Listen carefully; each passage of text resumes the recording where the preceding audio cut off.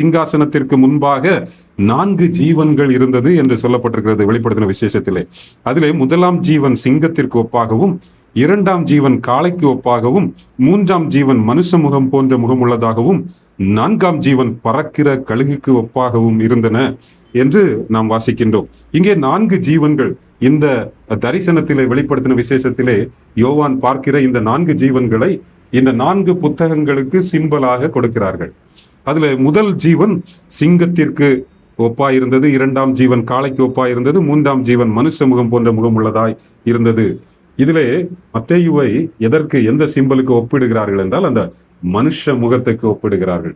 த incarnation, அவருடைய இயேசு கிறிஸ்துவினுடைய மேசியாவினுடைய மனித அவதாரம், மனுஷகுமாரன், தேவகுமாரன் மனுஷகுமாரனாய் இந்த உலகத்திலே பிறந்தார்.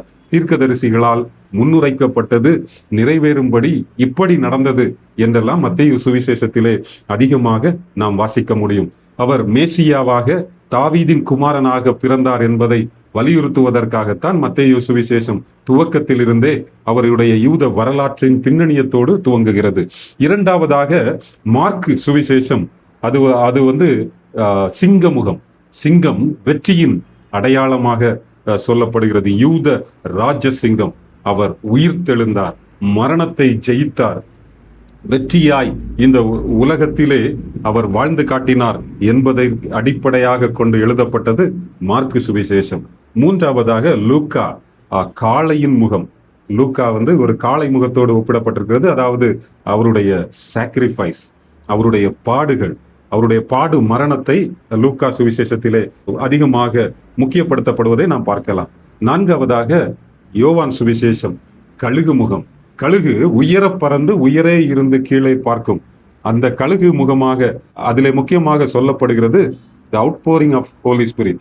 பரிசுத்த ஆவியை குறித்து யோவான் சுவிசேஷத்திலே சொல்லப்பட்ட அளவு சிறப்பாக மற்ற எந்த புத்தகங்களிலும் சொல்லப்படவில்லை. எதற்காக பரிசுத்த ஆவியானவர் அனுப்பப்பட்டார், அவருடைய ஊழியம் என்ன, அவர் மனிதர்களுடைய எதை நிறைவேற்ற போகிறார், சபை எப்படி வளரப்போடு போகிறது, இதை எல்லாவற்றிற்கும் அடிப்படையாக யோவான் சுவிசேஷத்திலே பரிசுத்த ஆவியின் முக்கியத்துவத்தை அங்கே சொல்லப்பட்டிருக்கிறது.